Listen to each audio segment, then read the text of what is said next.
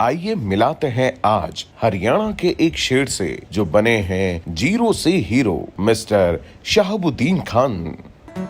शहाबुद्दीन खान, पिता अब्दुल हमीद, माता नजीरी। हम 6 भाई और 3 बहन है। मेरा जन्म जिला करनाल हरियाणा के एक छोटे से गांव उपलना में हुआ। जब मैंने होश संभाला तो मेरे घर में गोबर का पोंछा लगता था और हमारा घर की छत पौधों को काटकर उसकी छत बनी हुई थी। जब मैं स्कूल जाता था तो यूरिया खाद के प्लास्टिक के कट्टे से मेरा स्कूल बैग बनवाया था। मैंने बहुत कम उम्र में डिसीजन लिया कि मैं फोटोग्राफर बनूंगा। मेरे गांव से एक कस्बा जिसका नाम असंध है, जो कि मेरे गांव से 12 किलोमीटर दूर पड़ता है।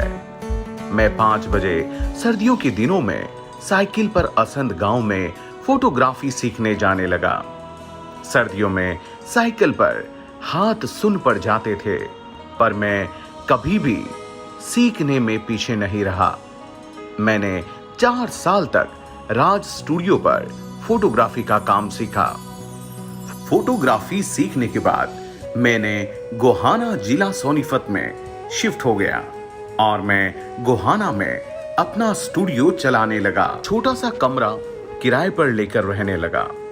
पैसा ना होने की वजह से किराए के मकान के एक ऐसे हिस्से में रहता था जिसमें प्लास्टर भी नहीं हुआ करता था। स्टूडियो खोलने के बाद थोड़ी दाल रोटी ठीक चलने लगी थी। मैं स्कीमों में उलझने लगा और सारे पैसे और इमेज खराब कर दी थी।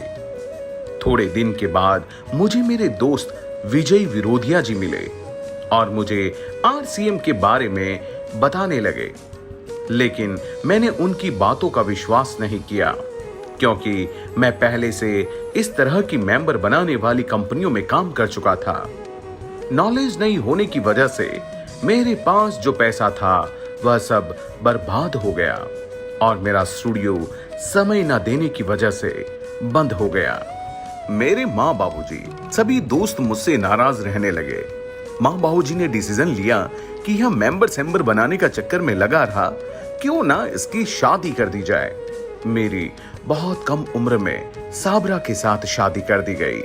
शादी के बाद कोई काम ना होने की वजह से मैं डिप्रेशन में रहने लगा। साबरा ने कहा, किसी स्टूडियो पर 2000 की नौकरी कर लो, ऐसे कब तक बैठे रहोगे। 15 जनवरी 2005 को दोबारा से विजय विरोधिया जी, जो मेरे अच्छे दोस्त, वह दोबारा आए और उन्होंने कहा, यार तुम आरसीएम क्यों नहीं समझना चाहते। यह देखो, आरसीएम से मेरे 21,000 रुपए का चेक आया है और 1 घंटा मुझे स्कीम और बिजनेस में अंतर समझा। मैंने 15 जनवरी 2005 विजय जी से मिलने के बाद डिसीजन लिया, लेकिन फील्ड से निकलने के लिए पैसा चाहिए था। स्टूडियो बंद हो चुका था। पैसा न होने की वजह से मैं फील्ड में नहीं निकल पा रहा था। उन दिनों साबरा के पास 700 रुपए रखे हुए थे। मेरी मिसेज साबरा ने कहा कि इनसे अगर काम चल सकता है तो इन्हें रख लो। मैंने साबरा से 700 रुपए लिए और फील्ड में निकल गया। 7 से 8 दिन के बाद मेरे पास वो जो 700 रुपए थे वो खत्म हो गए। वापस घर जाने के लिए बस का किराया भी पूरा नहीं था। उन्हीं दिनों मेरा बड़ा भाई के यहाँ एक बेटी ने जन्म लिया, जिसको मैंने गोद ले लिया था। मेरी बेटी ऊपर का दूध पीती थी। मैं 10 दिन से फील्ड में था। मेरी बेटी रो रही थी। मेरी मिसेज के पास 20 रुपए 1 लीटर दूध खरीदने के लिए भी पैसा नहीं था। और जब मेरी मिसेज ने यह घटना मुझे बताई कि बेटी का दूध के लिए भी पैसा नहीं था, जब मैंने 1 लीटर दूध न होने की घटना साबरा से सुनी, तो मैं और तेजी के साथ आरसीएम में काम करना शुरू किया। लगातार सिस्टम को फॉलो अप करते हुए आगे बढ़ता गया और ज्यादा से ज्यादा लोगों को आरसीएम का बड़े से बड़े फंक्शन में बिठाने लगा। मैं रॉयल्टी अचीवर बना, फिर मैं टेक्निकल बना और फिर मैं स्टार रूबी बना और मैं जुनून से काम करता गया। और फिर मैं सितंबर 2021 फाउंडर सफायर बना। जो सारा ड्रीम अधूरा था वह सब आरसीएम के माध्यम से पूरा हुआ। जो शहाबुद्दीन खान कभी 500 रुपए के किराए के कमरे में रहते थे, आज वो 2 से 3 करोड़ के ड्रीम हाउस में रहते हैं। जिस शहाबुद्दीन खान के पास घर जाने तक का किराया नहीं हुआ करता था, आज वो सबसे ज्यादा फ्लाइट में सफर करते हैं। जो शहाबुद्दीन खान अपनी बेटी के लिए 20 रुपए दूध नहीं खरीद सकता था, आज अगर वो पूरी सिटी का भी दूध खरीद लें तो सोचने की जरूरत नहीं है। जो शहाबुद्दीन साइकिल पर चलता था, आज वो जिस गाड़ी पर हाथ रख दें वह गाड़ी अपनी हो जाती है। आज मेरा बच्चा हमारी सिटी का सबसे बेस्ट स्कूल में पढ़ता है। आज दुनिया की सारी खुशियां खुदा ने हमें दे रखी। हमारे वालिद साहब ने कहा कि इसको कुछ काम सिखा दें। एक फोटोग्राफर था ग्रोवर स्टूडियो के नाम से, उसके पास इसको काम सीखने के लिए छोड़ दिया और इसने 2-2.5 साल में काम सीखा। फिर उसके बाद यहाँ जलमाने में इन्होंने एक साहब स्टूडियो के नाम से अपनी फोटोग्राफर की दुकान की। वो मेरे पास 3-4 साल स्टूडियो में रहा, काम किया।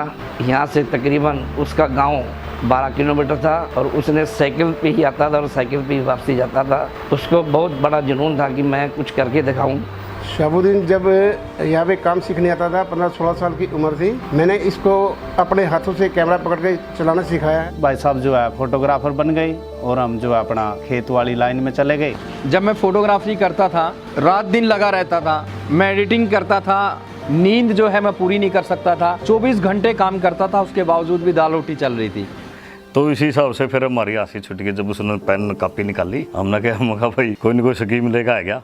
और जब मैं उसके घर गया, उसको मार्केटिंग प्लान दिखाया तो उसके अजीब से इंप्रेशन थे कि यार ये शहाबुद्दीन क्या ये मेंबर बनाने के काम शुरू कर दिए। और जब उसने ये बोला तो मैं बड़ा उदास होकर वहाँ से लौटा। ये बेचारे बचपन से हमारे द्वारा आए हुए हैं, इनका कोई घर बार नहीं था। ये बचपन से आकर ये हमारे घर में बेचारे रहे करते। मेरे ऊपर काफी टोंट कसे जाते थे। मैंने इनको बोला मैं कैसा कैसा काम करते हो आप, अब थोड़ा मेरे को भी तो बताओ ना। आप मेरे को टाइम ही नहीं देते। आप कभी 5 मिनट के लिए जाते हो तो अगले दिन आते हो, अगले दिन को कह के जाते हो तो 10 दिन में आते हो। तो एक अजीब सी नज़रों से लोगों ने मेरे को देखा कि यार मतलब ऐसा हो गया जैसे जब हम इस तरह का कोई काम करते हैं तो दोस्तों ने मेरे को एकदम दूर कर दिया कि भाई पता नहीं मैंने कोई गुनाह कर दिया हो। जैसे रिश्तेदारों से कईयों से मेरी बात हुई, उन्होंने भी मेरी बात को नहीं सुना। किसी कंपनी को लेकर मेरे पास आता था तो मैं इसको बड़ा गुस्सा होता था कि तू कैसे कैसे धंधे में बड़ा हुआ है, तू बर्बाद हो जाएगा। तो इसके घर पे जाते थे तो इसके घर पे चाय भी पीने के लिए नहीं मिलती थी। हम इसको बहुत मना किया करते थे, तू कहाँ ऐसे ऐसे धंधों में बड़ा हुआ है, लेकिन ये नहीं मानना और वो अपने उसी रास्ते पे चलता रहा। और ये जो थे मतलब बहुत ज़्यादा संघर्षशील थे। ये काम मेहनत बहुत, जिस काम में भी जाते थे मेहनत बहुत करते थे।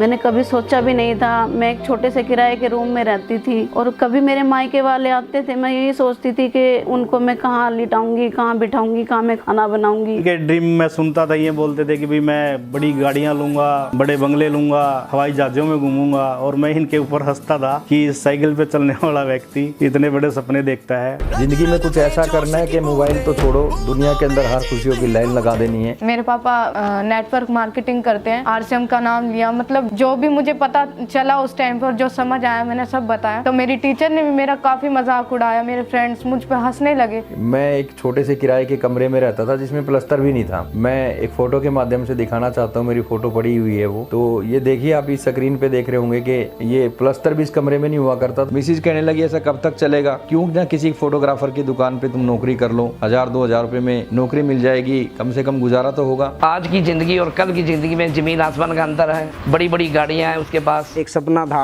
आज इसके पास गाड़ी भी है, बंगला भी है, बहुत अच्छा मकान बनाया हुआ है, इसके बच्चे अच्छा लाइफस्टाइल जी रहे हैं। इतनी बड़ी तरक्की की। जिस टाइम इन्होंने शुरू किया था इस बिजनेस को, उस टाइम इनके पास कुछ नहीं था, हमारे पास सब कुछ था। लेकिन हम वहीं के वहीं हैं और ये हमारे से 100-200 गुना आगे निकल गए। यदि हम जितना पैसा 3 साल में 2.5 साल में कमाते हैं ना दिन रात मेहनत करके, उतना खान साहब का 1 महीने का है। और आरसीएम के जरिए से आज मैं एक 250 रुपए के सोचने वाली एक 2.5 करोड़ के मकान में मैं रहती हूँ। शहाबुद्दीन खान को इनके बचपन के दिनों से बहुत अच्छे से जानता हूँ। उसका बिल्कुल जीता जागता उदाहरण हमारे सामने है। अगर मैं ये कहूँ कि ये एक मेहनत का चलता फिरता साहित्य हमारे शहर में मौजूद है तो ये कोई अतिशयोक्ति नहीं होगी। इन्होंने जितनी मेहनत की, बिल्कुल एक सामान्य से परिवार से उठकर और अपनी संघर्ष के बल पर, मैं ये कहता हूँ कि जब आदमी को खून की जरूरत होती है तो वो कहीं ब्लड बैंक से खून मांगता है, और कुछ आदमी ऐसे होते हैं कि जो खून को अपनी नस के मुंह लगाकर अपनी पूर्ति पैदा करते हैं। ये उन शख्सियत में से शहाबुद्दीन खान जी हैं। I am proud of my dad, क्योंकि उन्होंने आज हमें सब कुछ दिया है जो हम डिजर्व भी नहीं करते, वो भी आज हमें दिया है। आज मेरे पास जो एक 500 रुपए के किराए के कमरा था मेरे पास, उसका किराया देने के पास पैसे नहीं होते थे। आज जहाँ पे मैं बैठा हूँ ये मेरा अपना स्विमिंग पूल है। 2.5 से 3 करोड़ रुपए के घर में मैं अभी रहता हूँ। और आरसीएम के माध्यम से पापा ने हमें पूरा हिंदुस्तान घुमा चुके हैं। पापा 2 साल तक बेड पे रहे, लेकिन इनकम हमारी आरसीएम से नहीं रुकी। समय मिला, यहाँ पे मेरे को सिक्योरिटी मिली, यहाँ पे मेरे को इज्जत और मान सम्मान, वो सारी की सारी चीज़ें एक ही प्लेटफॉर्म पे मिली। और दोस्तों वो है आरसीएम बिजनेस। और हमें एक दिन बताया कि मैंने एक ये सपना देखा है, मेरा ड्रीम हाउस बनेगा जिसमें एक बेसमेंट होगा, उसमें एक मीटिंग हॉल होगा और एक स्विमिंग पूल होगा टेरेस पे। और आज वो सपना बिकॉज ऑफ आरसीएम ये सपना सक्सेसफुल हो चुका है। जब से मैं इस परिवार का हिस्सा बना हूँ, कई बार पापा के साथ सेमिनार में जाने का मौका मिला, लेकिन वहाँ पे जाके मैंने देखा कि उस संघर्ष से पापा ने क्या कमाया है। फूल मालाएं, कोई पैर छू रहा है, कोई क्लैपिंग, मतलब एक जैसे सुपरस्टार हो कोई।